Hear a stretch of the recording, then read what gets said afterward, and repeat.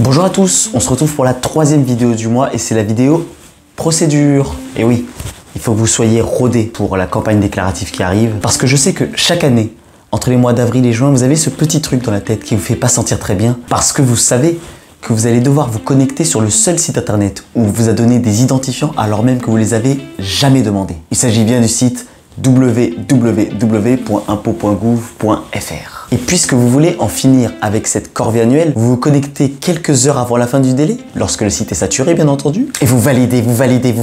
Puis vous envoyez votre déclaration sans avoir conscience que ce que vous venez d'envoyer pourrait déclencher un contrôle fiscal. Mais alors qu'est-ce qu'on peut faire pour l'éviter? Qu'est-ce que vous pouvez mettre dans votre déclaration d'impôt sur le revenu pour éviter d'attirer l'attention de l'administration fiscale? Eh bien ça, vous en doutez bien, je vous le dirai tout à l'heure. Mais avant ça, bien entendu, on s'abonne, on active la cloche pour avoir des notifications et on appuie sur le pouce bleu si la vidéo vous a plu. Et ensuite, on peut commencer.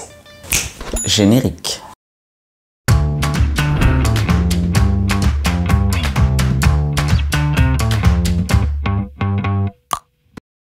Lorsque vous envoyez votre déclaration, la première des choses qui se passe, bien entendu, c'est la réception par le fisc.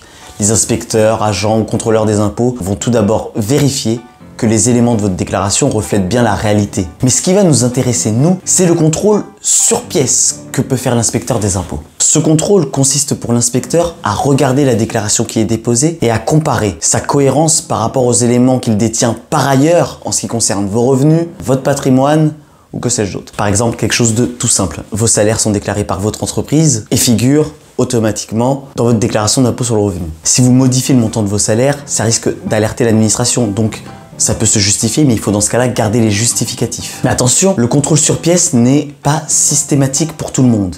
En réalité, l'inspecteur va contrôler chaque année certaines déclarations en raison d'indices que l'on verra tout à l'heure, ou alors en fonction du patrimoine ou de l'importance des revenus de la personne concernés. Mais bon, ce qui vous intéresse vous et la raison pour laquelle vous avez cliqué sur cette vidéo, c'est de savoir quels sont les indices qui vont entraîner l'inspecteur vers votre déclaration plutôt que vers une autre. Donc concrètement, quelles sont les erreurs qu'il faut absolument éviter? Eh bien, j'en ai listé principalement 3. Et cette liste n'est évidemment pas exhaustive. Alors la première erreur, ça serait de ne pas déposer de déclaration d'impôt sur le revenu. Oui, il y a des contribuables qui ont ce qu'on appelle une certaine phobie administrative. On en a connu. Alors là, vous êtes des maîtres. Bravo. Je parle là des déclarations d'impôt sur le revenu, mais ça peut être aussi ceux qui ne déposent pas leur déclaration de TVA par exemple, ou les entreprises qui ne déposent pas leur déclaration comptable. Je peux vous dire que si vous vous trouvez dans cette situation, vous êtes en pôle position, mais en haut de la liste. Vous êtes dans le carré VIP des personnes qui vont être contrôlées plus tard. Non mais franchement, mieux vaut déposer une déclaration vierge que de ne rien déposer. Ça n'a pas de sens de faire ça et vous vous créez des problèmes. Donc déposez. Deuxième erreur qu'il vaudrait mieux éviter, ça va être les personnes qui changent de façon un peu brutale leur situation. Ou en tout cas de façon inattendue. Vous percevez des revenus fonciers chaque année à raison de 5 biens immobiliers et puis au cours des années qui suivent, vous ne déclarez plus rien. Plus de revenus fonciers. Et en même temps, vous n'avez pas vendu les biens. Alors ça peut justifier. Peut-être que tous vos locataires sont partis en même temps. Peut-être que... Mais... c'est bizarre.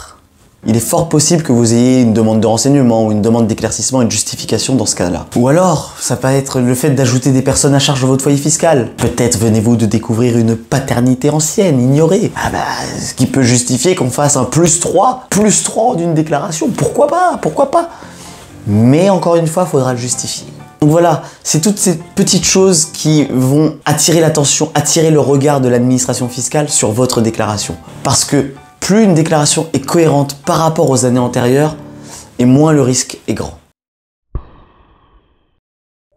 Et enfin, la troisième erreur, mais là c'est pas vraiment dans votre déclaration, c'est dans votre vie personnelle, c'est qu'il y a un trop grand écart entre les revenus perçus et votre train de vie. Alors, ce n'est pas ce qui fréquemment va déclencher des contrôles, non. Mais en revanche, il faut être très attentif désormais avec les réseaux sociaux. Parce que vous pouvez faire votre tour du monde si vous voulez aller à Pattaya, Cancun, Zanzibar. Je veux dire, c'est beau de voyager, mais à quoi bon faire un blog ou faire des photos sur Facebook, Instagram ou n'importe quel réseau social qui vont vous mettre en difficulté ensuite devant les inspecteurs des impôts? Parce que il faut pas se tromper, ils ont internet, hein, les inspecteurs.